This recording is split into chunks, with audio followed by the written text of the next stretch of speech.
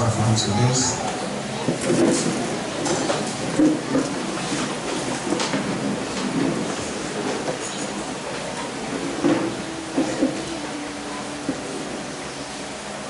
Querido Pai, bondoso Deus que habita nos altos céus, prostrados na Tua presença nesta manhã de sábado, nós queremos, ó Deus, invocar o Teu nome mais uma vez e pedir que Teu Santo Espírito agora ministre a Tua palavra sobre nossos corações. Amém. Nós possamos estar com a mente aberta, esvaziados do próprio eu, atentos, ó Deus, para que a Tua palavra não volte vazia em nossa vida. Amém. Mas que permitamos, ó Deus, que esta palavra transforme nosso caráter, nos faça crescer em Cristo Jesus, nos tornar novas criaturas. Amém. Pedimos que nos perdoe as nossas faltas, os nossos pecados, os nossos defeitos de caráter, e que neste momento, ó Deus, os Teus anjos circundem este local e que Cristo Jesus possa caminhar em nosso meio. Amém. É o que nós lhe pedimos em nome do Senhor Jesus. Amém.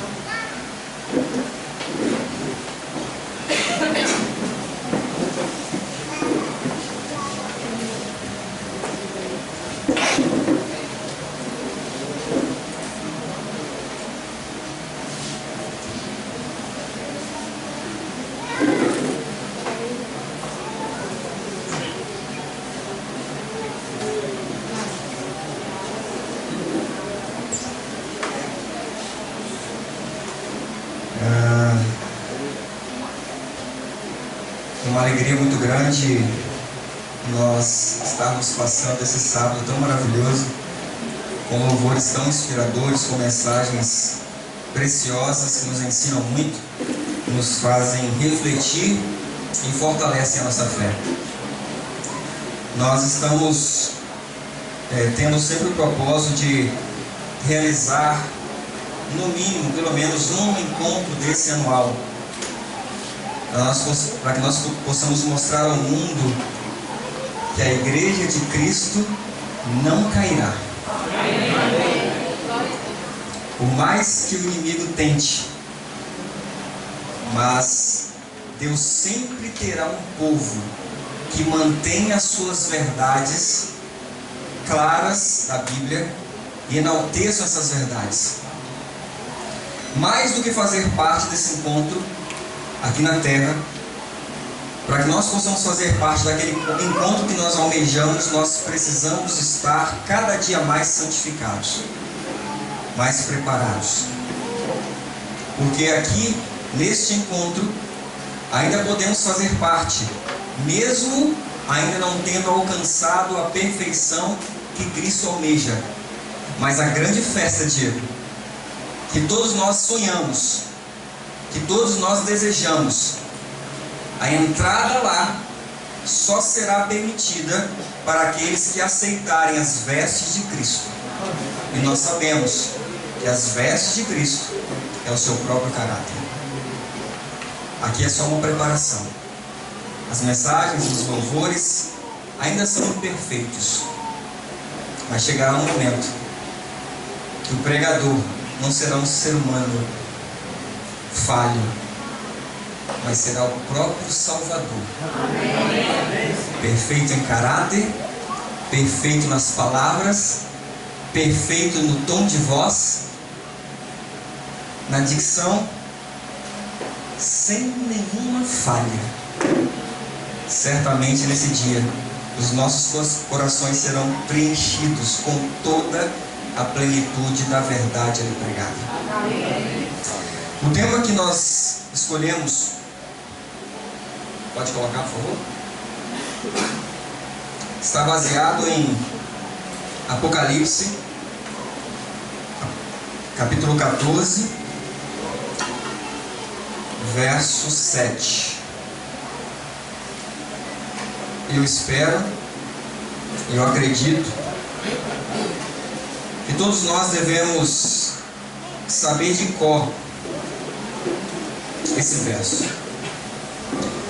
O verso 7, ele traz do capítulo 14 de Apocalipse, ele traz a primeira mensagem angélica, que diz assim: temei a Deus e dai-lhe glória, porque é chegado o dia E adorai os céus, a terra e o mar e as fontes das águas.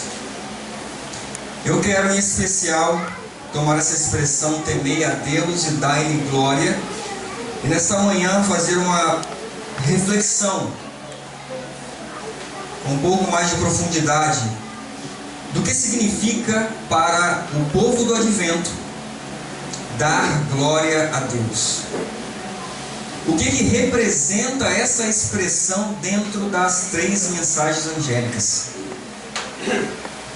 Porque só vai poder permanecer na igreja de Deus e se livrar da mensagem do segundo anjo, que é caiu Babilônia, aquele que viver e que entender a mensagem do primeiro anjo. Temei a Deus e dai-lhe glória. Então nós vamos mostrar, fazer uma reflexão nessa manhã, de quem fomos e de quem seremos. Nós vamos fazer uma rápida viagem aqui da criação ao céu, quando o plano de Deus de redenção estiver totalmente concretizado. Nós vamos iniciar então lembrando da criação. Gênesis 1:27 diz assim: criou Deus o homem, à sua imagem, a imagem de Deus o criou, homem e mulher os criou. Quando nós lemos ali que Deus nos fez a sua imagem, o que você entende com isso? O que Deus deseja de suas criaturas feitas à sua imagem? Sejamos perfeitos? Caráter? Mas o amor? Ele quer que nós reflitamos a perfeita imagem. Ele quer que nós reflitamos a perfeita imagem de seu caráter. E quando nós fazemos isso, nós damos glória a Deus. É isso que nós vamos perceber e notar nesse estudo nessa manhã. Quando nós estamos refletindo todo o caráter de Deus, a sua imagem, nós estamos dando glória a Ele. E foi para isso que Ele criou o ser humano. Foi para isso que Ele criou o homem e a mulher. Foi para dar glória ao seu nome. Portanto, quer comais, quer bebais ou façais outra qualquer coisa, fazei tudo o quê?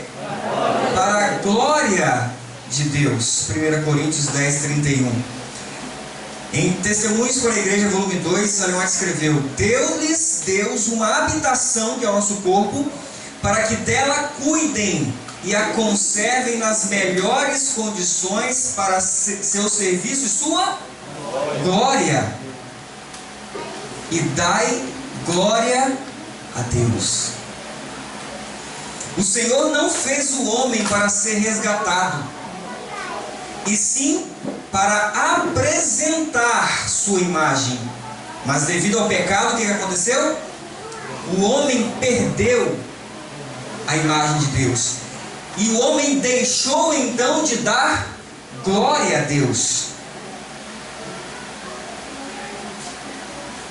E aí, Cristo vem ao mundo e nos compra novamente, nos resgata. E em 1 Coríntios capítulo 6, verso 20 diz assim: porque fostes comprados por bom preço, fazei o que então?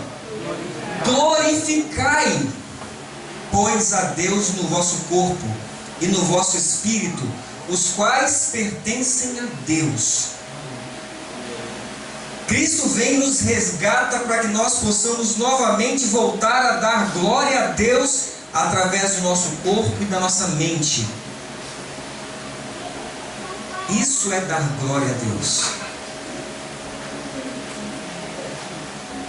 Mensagens Escolhidas, volume 3, diz assim: Cristo tomou sobre si a natureza humana e depôs sua vida como sacrifício, para que o homem, tornando-se participante da natureza divina, pudesse ter vida eternal. Cristo não somente era o sacrifício, mas também o sacerdote que ofereceu o sacrifício.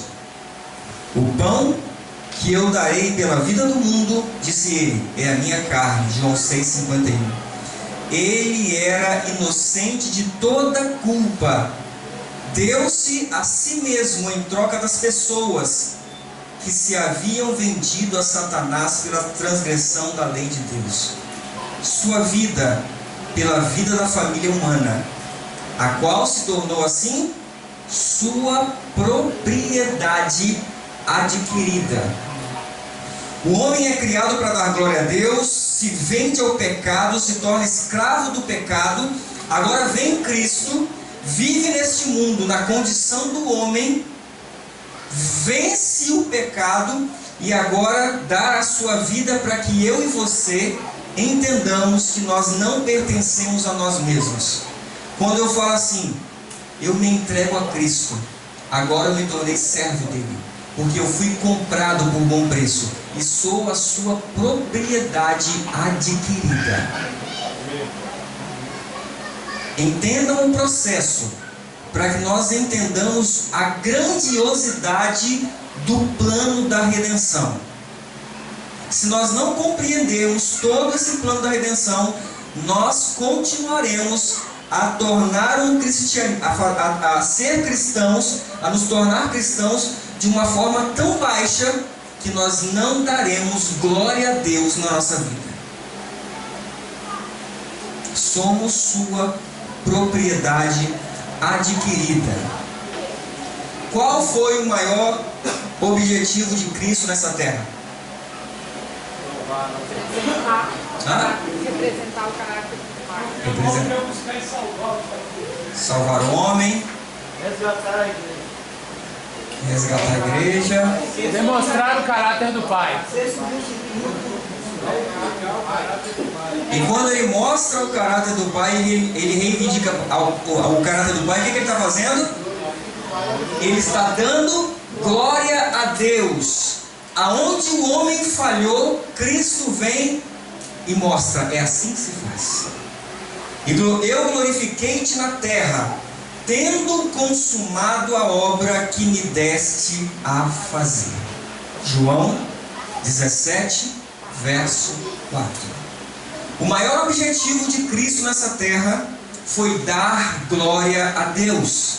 Porque dando glória a Deus, Ele estaria remediando a falha que eu e você temos, que Adão e Eva cometeram, e assim sucessivamente, porque todos são pecadores e nós merecemos a morte. Então Cristo, Ele vem a essa terra para dar glória a Deus, nosso Pai. Como que isso foi feito? João 6,38. Como que Cristo deu glória a Deus? Eu desci do céu, não para fazer a minha própria vontade, e sim a vontade daquele que me enviou. Como que Cristo deu glória a Deus? As palavras que eu vos digo, não as digo de mim mesmo. Como que Cristo deu glória a Deus? Eu nada posso fazer de mim mesmo.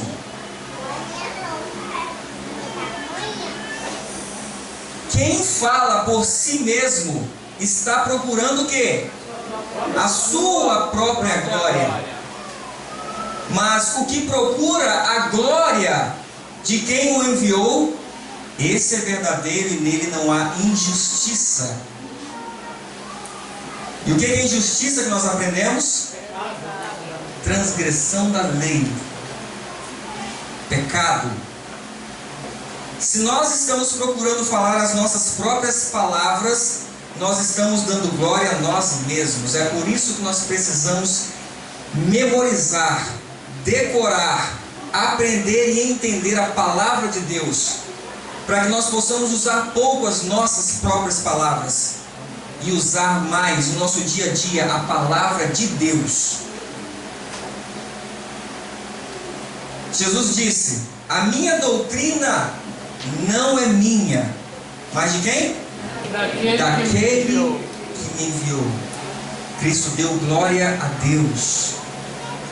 A minha comida é fazer a vontade daquele que me enviou e realizar a sua obra. Foi assim que o nosso Salvador veio a essa terra e glorificou o nome do nosso Pai. Cristo é nosso exemplo? Ótimo. Mas tem um detalhe. Para que Cristo pudesse dar glória a Deus como homem, ele tinha um segredo. O Pai que permanece em mim faz as suas obras. Olha o que a palavra de Deus nos ensina, o que o próprio Salvador está nos ensinando. Não era ele quem fazia, não era ele quem falava, as doutrinas não eram dele. O Pai que estava nele é quem fazia as suas obras. Deus estava em Cristo, reconciliando consigo o mundo. Percebam que o Pai enviou Cristo para dar glória a Ele, e o Pai estava nele, fazendo a grande obra de redenção. Quem me vê a mim, vê o Pai.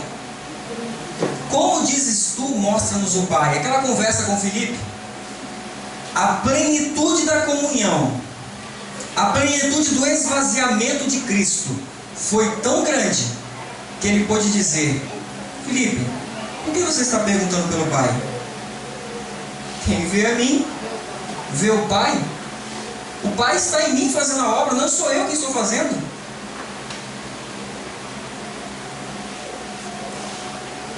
Respondeu Jesus: o meu reino não é deste mundo. Jesus tinha essa consciência, queridos. E se nós queremos dar glória a Deus, nós precisamos entender isso. Jesus sabia que o reino dele não era deste mundo. Se o meu reino fosse deste mundo, pelejariam os meus servos para que eu não fosse entregue aos judeus.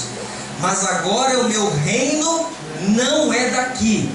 Se você está achando e buscando alguma coisa dessa terra, você nunca vai dar glória a Deus. Se as suas prioridades nesta vida não são as coisas de Deus, entenda, você nunca dará glória a Deus. E nós demonstramos as nossas prioridades nas pequenas coisas da vida.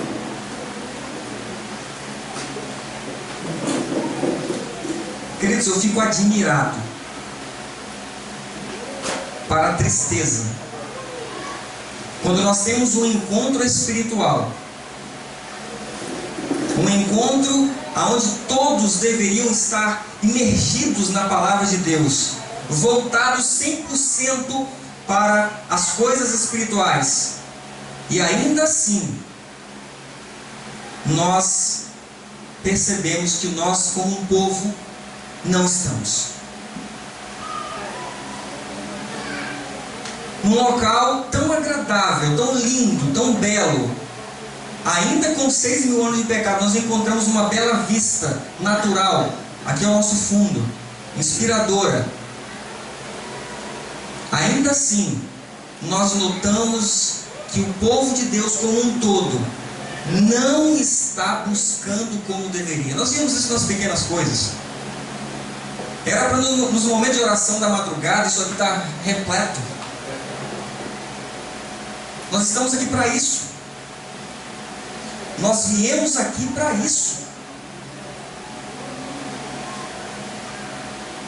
Quais são as suas prioridades?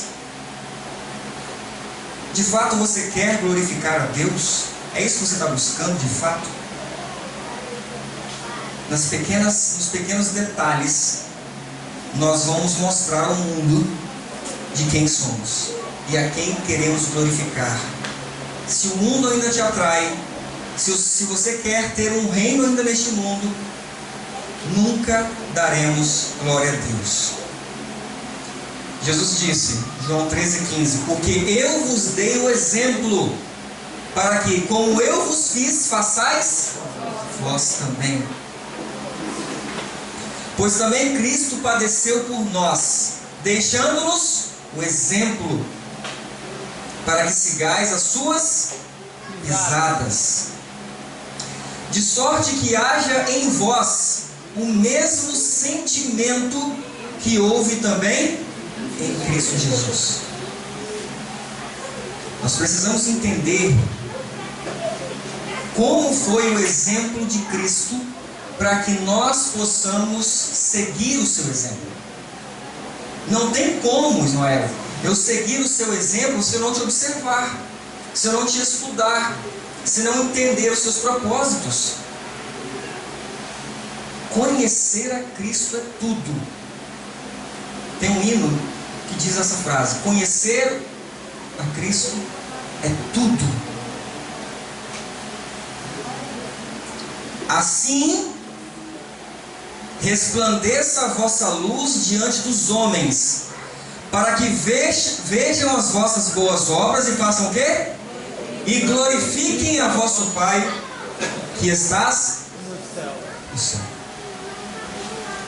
Quando eu e você estivermos seguindo plenamente o exemplo de Cristo em glorificar ao Pai como Ele glorificou, então as pessoas verão a luz e serão atraídas a também fazerem o mesmo, a glorificar a Deus. Muito bem. Em João 17,18, na oração sacerdotal, muito conhecida, Jesus disse assim: assim como tu me enviastes ao mundo, o que ele faz agora? Também ele fala, os enviei ao mundo. Essa frase é muito interessante, irmãos. Nós vimos que Deus enviou o seu Filho ao mundo para que o Filho pudesse glorificar o Pai. Agora Cristo vem e glorifica o Pai, adquire o direito de agora nos enviar, para que nós possamos então seguir o seu exemplo. Observem agora como o Filho de Deus foi enviado ao mundo. Como que ele foi? Nós vamos aprofundar um pouquinho mais agora. Peço que me vigiem no relógio, se não estava vigiando vocês. Ele me deu um alerta.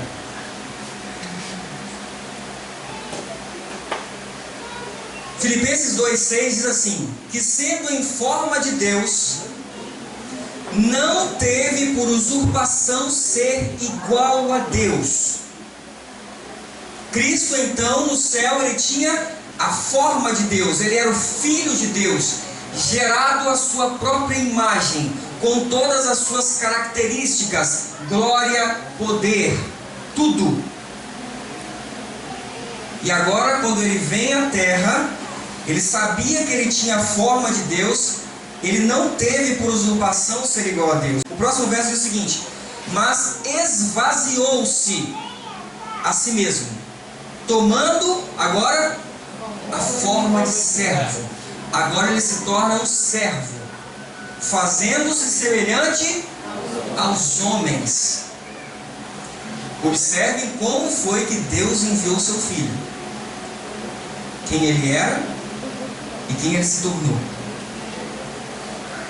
E achado na forma de homem, humilhou-se a si mesmo, sendo obediente até a morte e morte de cruz.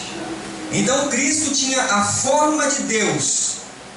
Isso significa que, como Filho de Deus gerado, ele era Deus. A natureza dele, a matéria dele é a mesma de Deus. Por isso, ele era o único ser no universo que poderia salvar o homem. E como Filho de Deus legítimo, ele agora toma a forma de servo. E quando a Bíblia diz que ele toma a forma de servo, é porque ele se torna servo. Exatamente. E achado então agora na forma de homem. Significa que ele é meio homem? Não. Ele é homem, ele é humano.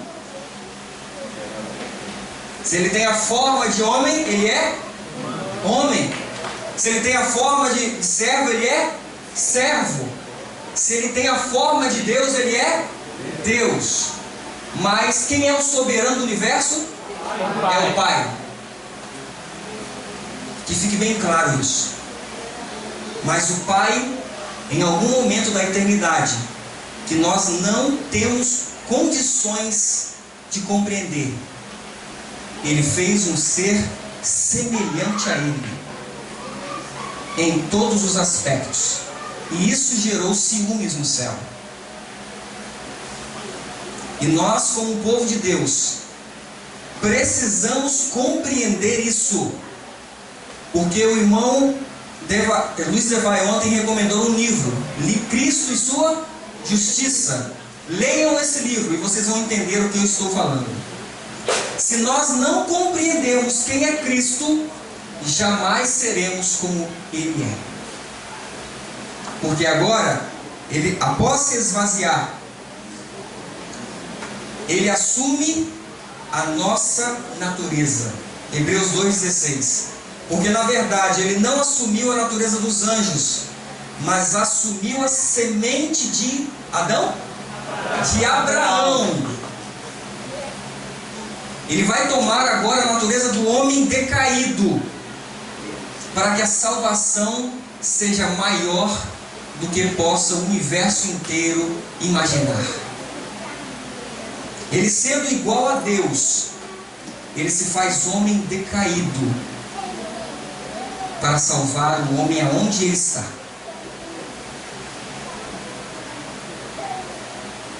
Quando Jesus deixou o céu, deixando lá o seu poder e glória, o que aconteceu? Satanás falou assim: agora eu venço, agora eu vou derrotar. No deserto da tentação, página 64. Então, o esvaziar-se e tomar a forma de servo é deixar o seu poder e glória e não utilizá-lo. Foi por isso, queridos, que no deserto, Satanás virou assim para Jesus e falou assim: olha, transforma essa pedra aqui em pão. A tentação ali foi fazer com que Jesus utilizasse o seu poder. Porque se ele utilizasse o seu poder, o seu próprio poder, ao seu benefício, ele não seria o nosso exemplo perfeito. Ele não glorificaria o Pai. Ele não glorificaria o Pai. Ele não faria a vontade de Deus, o soberano do universo. E agora Cristo, ao vir ao mundo, Ele vai fazer algo inédito. Ao revestir sua divindade com a humanidade, Ele tornou-se possuidor de duas naturezas, a divina e a humana. Só que Ele, possuindo a natureza divina em si, para que Ele pudesse ter um braço na divindade no céu, Ele não pode utilizá-la de nenhuma forma. Ele tem que vencer com a sua humanidade caída. É por isso que Ele esvaziou-se. É por isso que Ele não falava as suas próprias palavras. É por isso que Ele não tinha sua própria doutrina. Tudo que Ele fazia era o Pai nele. Era por isso que quando ele operava o milagre, não era ele, era o Pai. Era o Pai que fazia. E isso para Cristo era um desafio. Ellen White usa a linguagem de que Ele velou a sua divindade, para que o Pai pudesse ser exaltado e glorificado nele. Não era Ele quem fazia. Deus estava em Cristo reconciliando. Só que quando Cristo vence e Ele mantém a natureza humana sem cometer um pecado, ele adquire o direito agora de formar uma nova raça. E é aqui que está o plano da redenção que nós precisamos compreender. Cristo agora, ele vai inaugurar uma nova raça, a raça divino-humana. E é aqui que está a nossa salvação, queridos. Quando a palavra de Deus nos diz que nós devemos ser novas criaturas, isso não é algo subjetivo, é uma nova raça mesmo, é uma nova criatura. Não somente humana, caída, largada por conta do pecado, mas agora uma nova raça, que quando você aceita Cristo, você se torna uma pessoa, aquele que aceita Cristo de verdade, se torna uma pessoa divino-humana. Vamos ver isso. Agora, poderia fazer uma pergunta? Sim. Quando o irmão fala que Cristo, o Filho de Deus lá no céu, ele tinha a forma de Deus, por isso ele era Deus, enquanto tinha a forma de Deus. Quando Deus nos criou, nós não fomos feitos também à imagem e à semelhança de Deus. E, a despeito de tudo isso, nunca fomos Deus, nem em nenhum sentido. E quando Cristo fala que o Pai é o único Deus verdadeiro, e nisso, como o amado irmão falou, ele mantém a soberania plena do Pai em todo o universo e a distinção plena do Pai que habitava nele, como ele também deseja habitar em nós e habita em nós, para que a gente tenha as obras dele. Então, o fato da gente dizer que Cristo do céu, por ter a forma de Deus, era Deus, com isso a gente não admite, de certa forma, uma trindade, Deus Pai e Deus Filho, que é uma expressão que a Bíblia nunca usa. Não, de forma nenhuma. Porque se nós nos compararmos em natureza a Cristo, nós deixamos de ser criaturas. Foi justamente o que Satanás quis fazer. Quando a Bíblia fala que nós temos a imagem e semelhança de Deus, não é a mesma coisa que a forma de Deus que Cristo tinha. Pois nós não podemos ser onipresentes. Nós não podemos ser onipotentes. Como Cristo aqui também não tinha. Cristo aqui não tinha. Exatamente. Ok, irmão? Então, a palavra forma de Deus para Cristo é justamente dizer que ele tem a mesma matéria do Pai. Gerado dele. O Pai e o Filho, Nós somos criados. mas o Filho é a mesma. Isso. Ok. Então,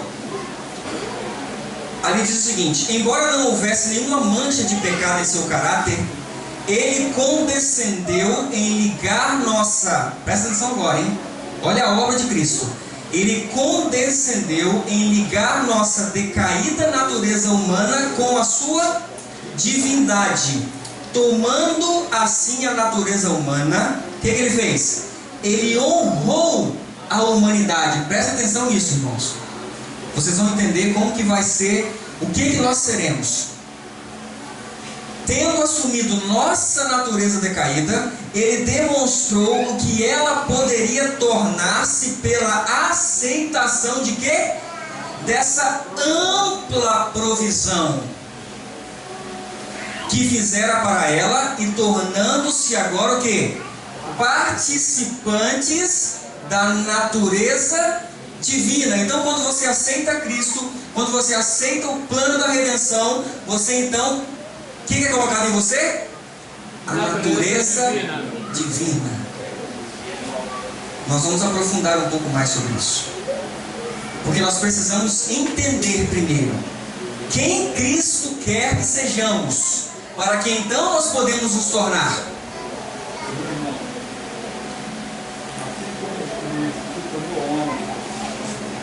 coisas proibidas na natureza ele não poderia usar, e se ele usasse, ele não estava demonstrando o poder que não poder ter para vencer o pecado.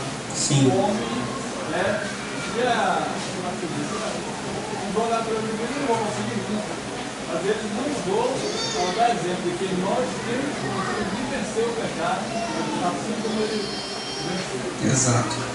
Então lembre-se que assim como Deus enviou Cristo, agora Cristo nos envia. Cristo revestiu a sua divindade com a humanidade e viveu vida de quê? De oração e abnegação. Por quê?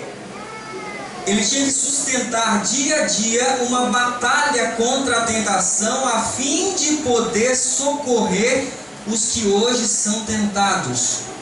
Ele é nossa eficiência e fortaleza. Quer que, ao apropriar-se de sua graça, a humanidade decaída, a humanidade perdida, sem esperança, quando nós nos apropriamos de sua graça, Ele quer que a humanidade participe da sua natureza divina. E aconteça o que agora, irmãos? E evite o que? E evite assim a corrupção que pela concupiscência há no mundo. Queridos, qual é o seu vício que você herdou, seja por herança ou por cultivo? Há poder em Cristo para arrancar esse pecado de você. Amém. Só que para isso você precisa fazer o que Ele fez: viver uma vida de oração e abnegação. Isso não é uma teoria, isso não é uma doutrina, isso é uma vivência, isso é prática. Nós muitas vezes como povo estamos cheios de teorias,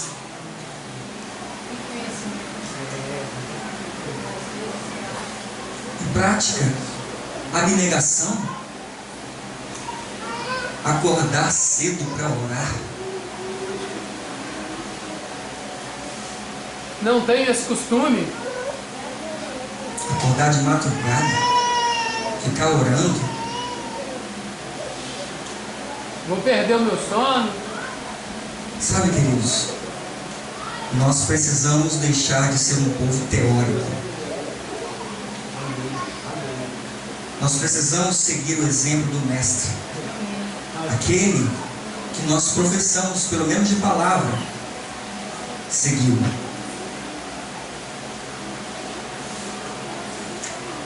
Cristo então está ansioso para inaugurar nesse mundo essa nova raça, uma raça agora divino-humana.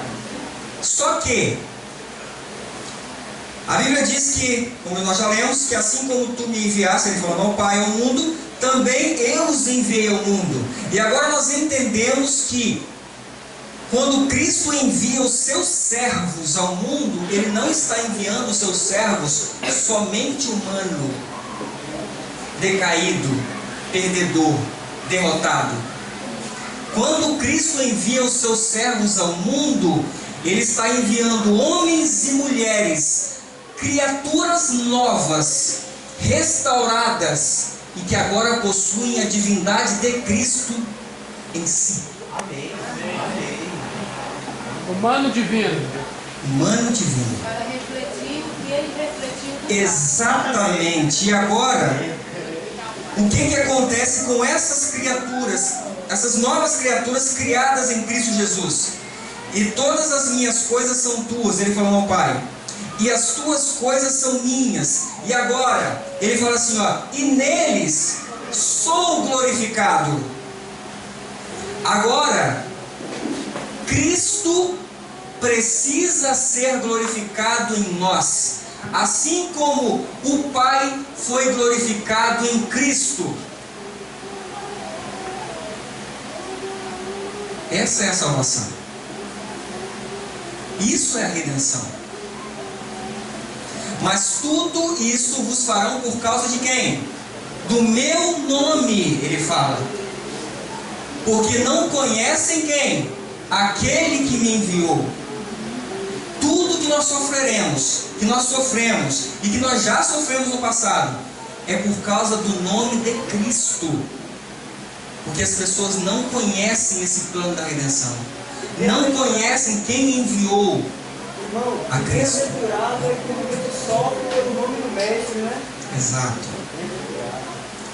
E Jesus clamou e disse, presta atenção agora na relação inseparável.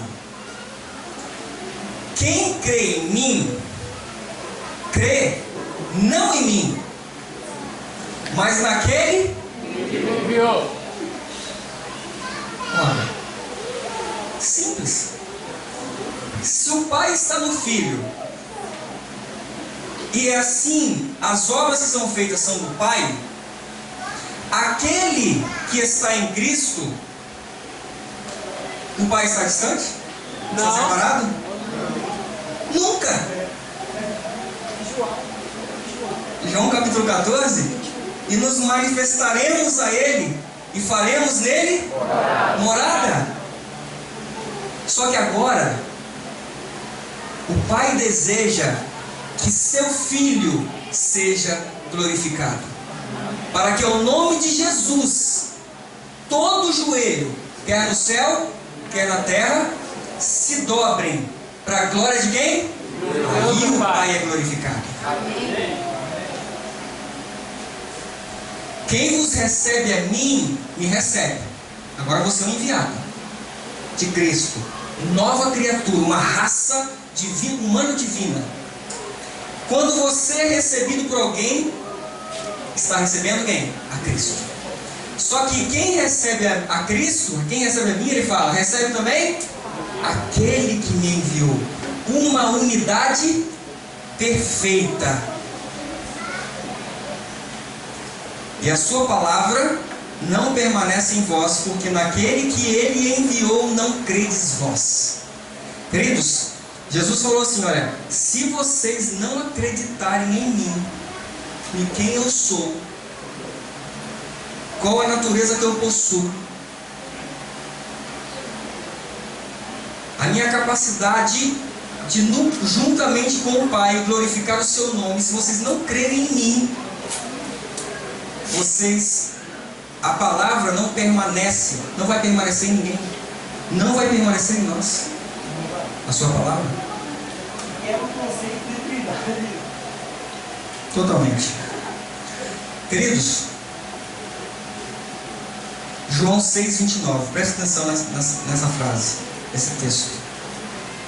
Jesus respondeu e disse: a obra de Deus, o Pai, é esta, que creiais naquele que Ele enviou. Se nós não entendermos isso, entendermos quem é Cristo, nós não poderemos ter a sua justiça em nós, porque a justiça é de Cristo. Eu vou reforçar o que o irmão Luiz Levai falou ontem. Leiam. Vou falar para essa expressão bíblica agora. Comam o livro Cristo e sua justiça de fato. Vocês vão entender que nós só poderemos dar glória a Deus se nós dermos glória a Cristo. Salmo capítulo 2: beijai o Filho e eu serei glorificado. Quando glorificamos o Filho, o Pai recebe.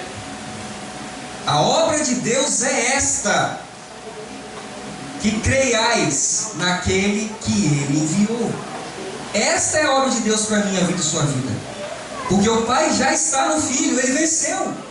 É inseparável essa unidade. Poderia acontecer a separação? Poderia?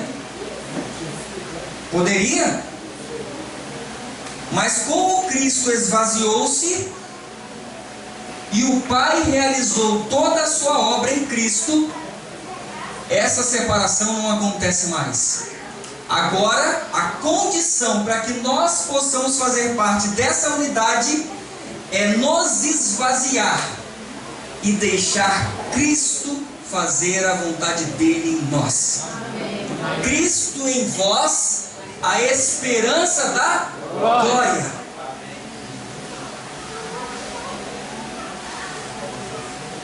É aqui que começa a restauração da imagem de Deus, queridos. João 17, 22 e 23. Eu dei-lhes a glória que a mim me deste, para que sejam um, como nós somos um. Ele fala bem assim, olha, eu neles e tu em mim, para que eles sejam perfeitos em unidade, para que o mundo conheça que tu me enviaste a mim e que os tenha amado a eles como me tens amado a mim. Eu dei-lhes a glória. Aqui inicia o processo de restauração da imagem de Deus. E aí, queridos, no livro Atos dos Apóstolos, página 171, diz assim: os crentes coríntios necessitavam de mais profunda experiência nas coisas de Deus. Eles não sabiam exatamente o que significa contemplar sua glória e ser transformados de glória em glória. Haviam visto apenas os primeiros raios do alvorecer desta glória.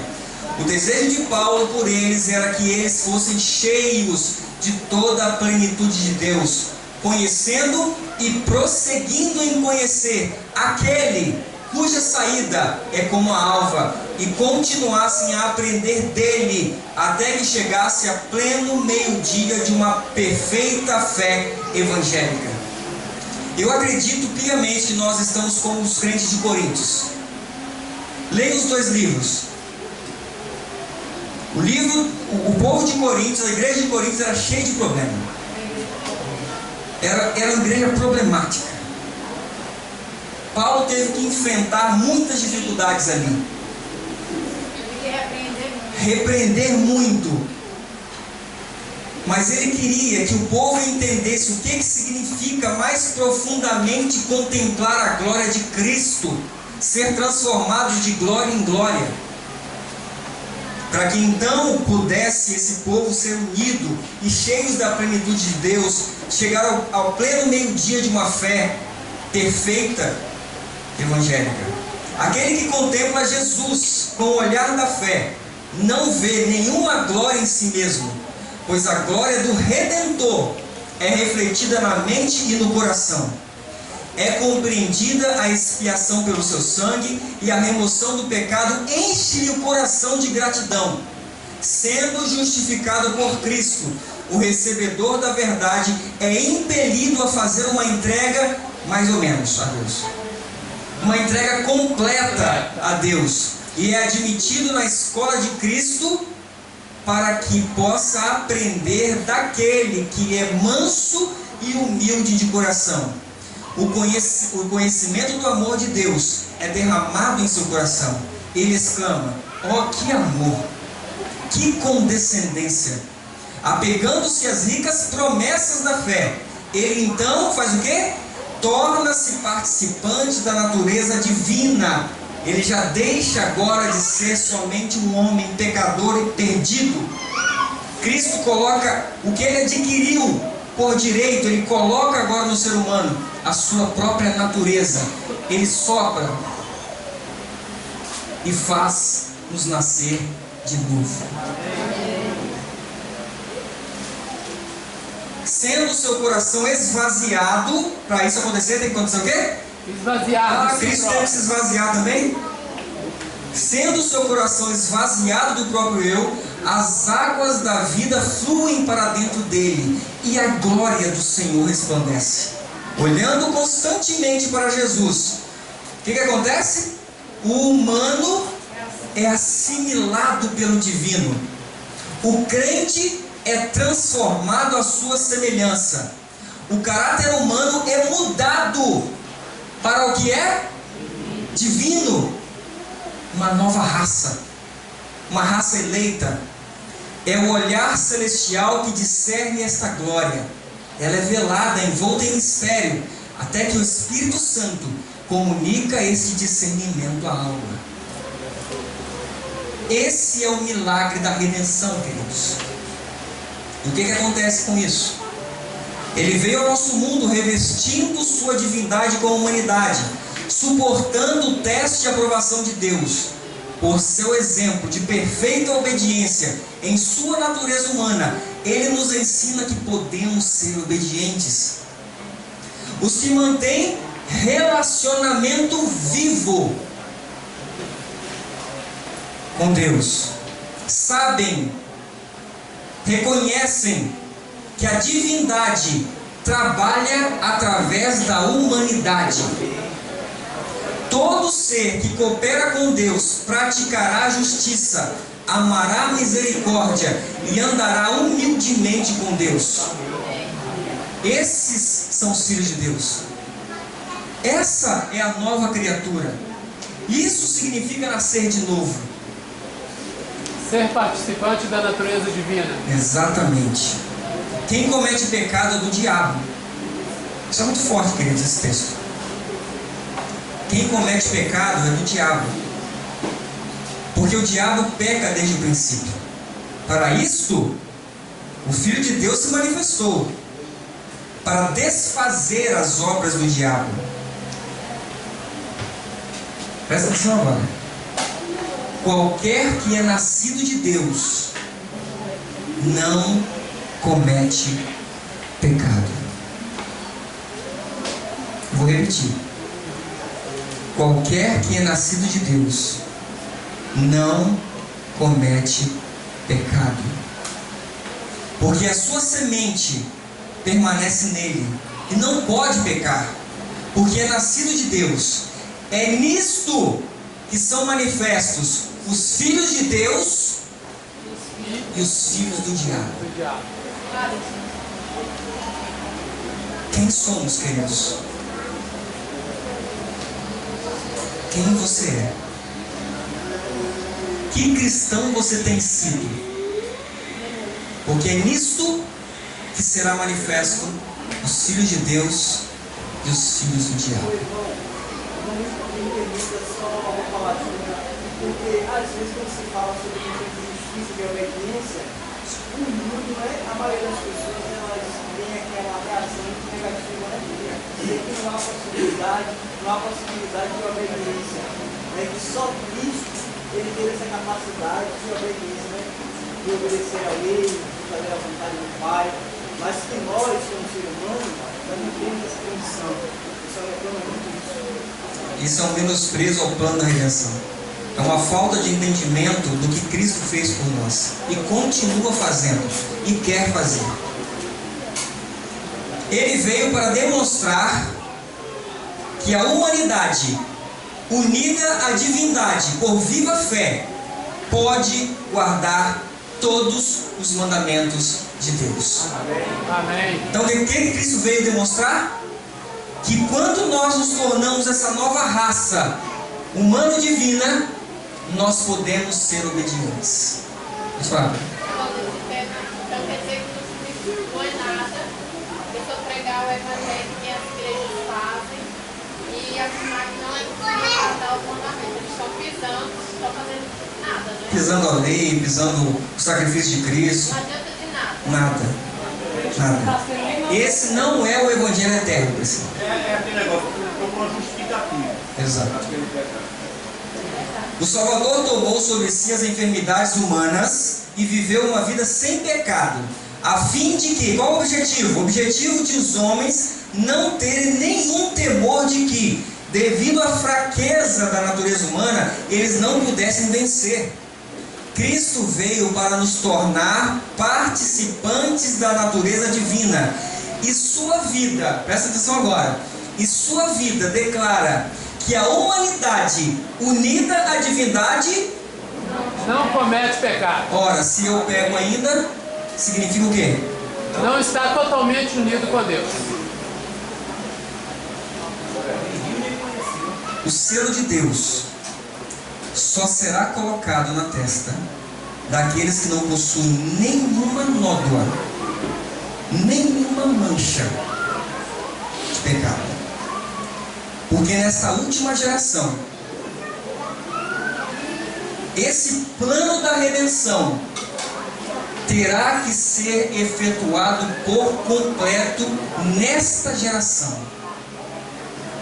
É daqui que Cristo vai tirar o seu troféu e vai mostrar ao universo que o plano da redenção foi executado com perfeição e justiça. Por isso, eu e você precisamos compreender com perfeição o que Deus deseja que nós sejamos através desse plano da redenção.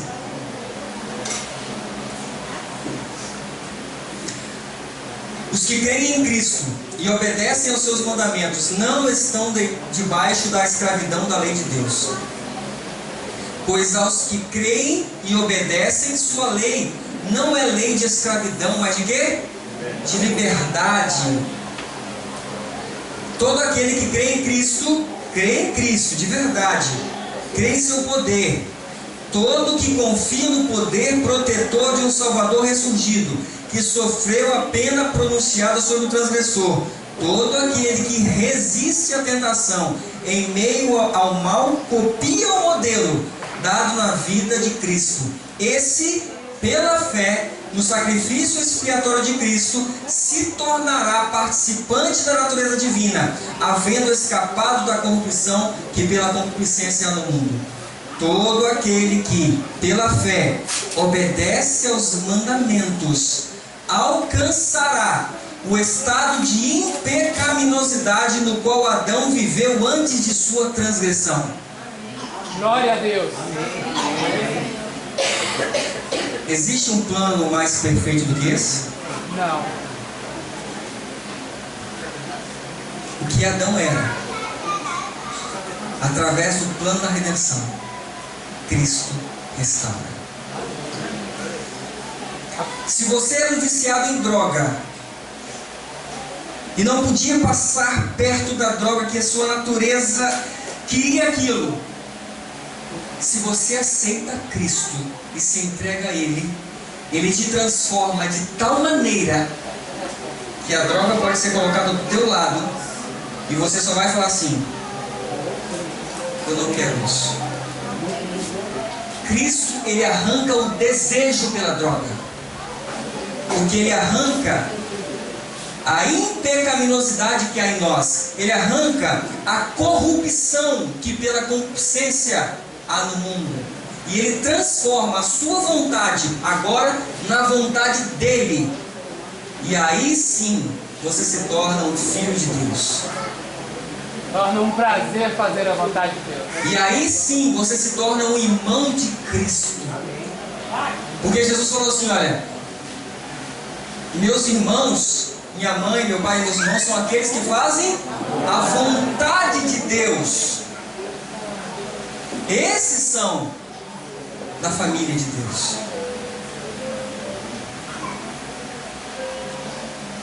Todos estes, e aí nós teremos o mesmo sentimento que os vencedores do passado tiveram, os heróis da fé. Todos estes morreram na fé, sem ter recebido as promessas, mas vendo-as de longe e crendo-as e abraçando-as, confessaram que eram estrangeiros e peregrinos na terra. Mas a nossa pátria está nos céus, de onde também esperamos o Salvador, o Senhor Jesus Cristo. Filipenses 3:20. Quem seremos então, queridos? Quem seremos? Mas vós sois geração eleita, sacerdócio real, nação santa, um povo adquirido, para que anuncieis as virtudes daquele que vos chamou das trevas, da pecaminosidade, da escravidão, para a sua maravilhosa luz, a sua maravilhosa natureza divina. E fomos formados então uma geração eleita, sacerdócio real. Eu quero finalizar com isso. Quem seremos? Vocês lembram que Cristo é o nosso sumo sacerdote, segundo a ordem de quem? Melquisedeque. E quem era Melquisedeque mesmo? Ele era rei e era sacerdote. Ele tinha a função de rei e também tinha a função do sacerdócio. E Cristo é o sumo sacerdote desta linhagem. Só que Cristo é o sumo sacerdote. E no santuário não tinha só o sumo sacerdote, tinha o quê? Vários sacerdotes. Cristo nos tornará sacerdotes e reis na nova terra. Amém. E para o nosso Deus nos fizeste o quê? Reis e sacerdotes, e reinaremos sobre a terra. Apocalipse 5:10. Essa nova raça vitoriosa que Cristo criou pela redenção vai se tornar rei e sacerdote na mesma linhagem dele. Vai unir as duas funções. Se sofremos, também com ele o quê? Reinaremos. Se o negarmos, também ele nos negará. E ele lhe disse bem está, servo bom, porque no mínimo foste fiel, sobre 10 cidades terá autoridade. E veio o segundo dizendo: Senhor, a tua mina rendeu 5 minas. E a esse disse também: sê tu também sobre 5 cidades. Lucas 19, 17 a 19. Reis, você foi chamado para se tornar rei na nova terra. Só que tem mais. E no manto e na sua coxa tem escrito este nome: Rei dos reis e Senhor dos senhores. Queridos, eu li esse verso e achava que estava falando de rei dos reis aqui da terra. Não é. É rei dos reis, dos redimidos. Cristo é Senhor dos senhores, os vencedores. Olha esse texto do Israel das Nações. O Shekinah, a presença visível de Deus, se afastaram do santuário, mas no menino de Belém encontrava-se velada a glória ante a qual se curvam os anjos.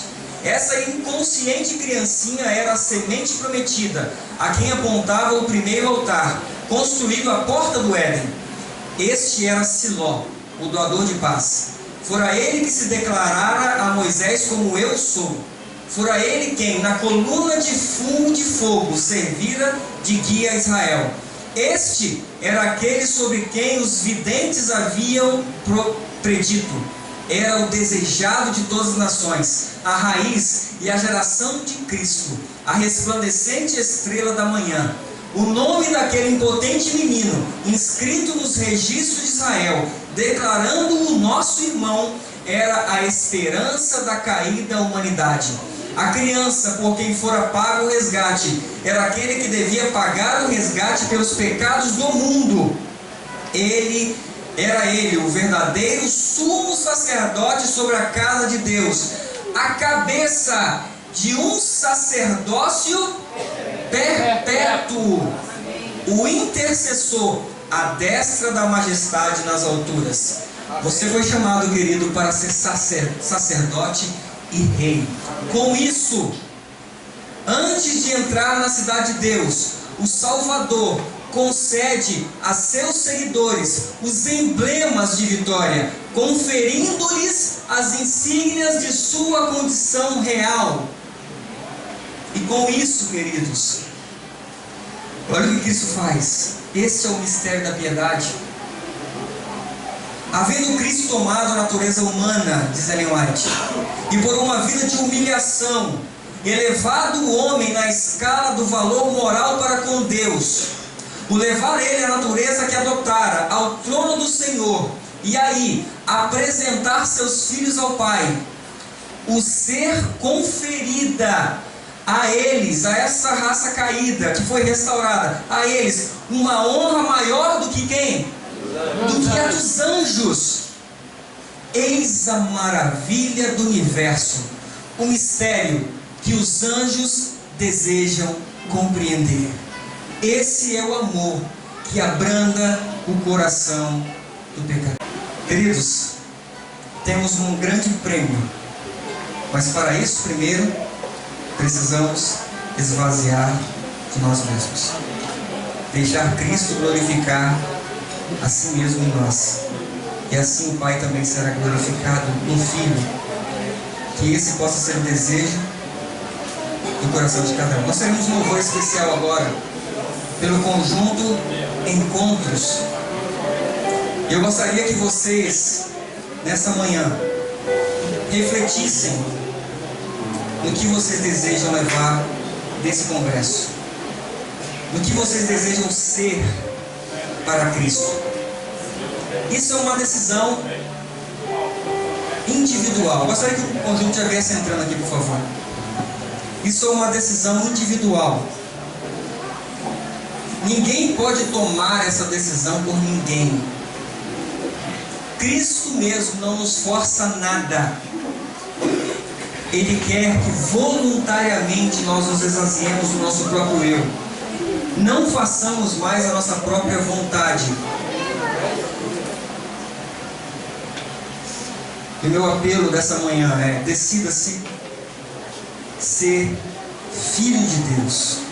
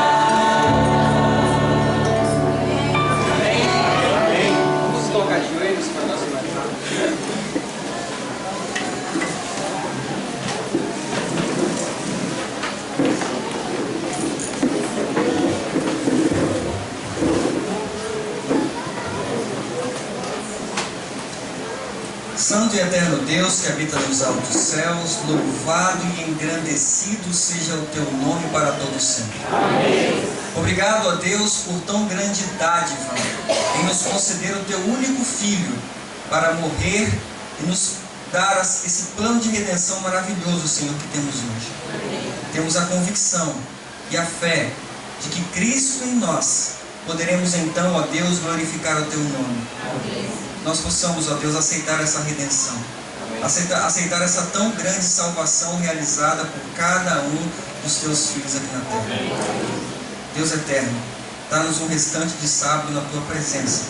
Não permitas, ó Deus, que nossos pensamentos e palavras sejam desviadas desse dia, Senhor. Que possamos estar obedecendo ao quarto mandamento por um reflexo de tão grande salvação realizada a nós. Amém. É o que nós lhe pedimos e já lhe agradecemos em nome do Senhor Jesus. Amém. Amém.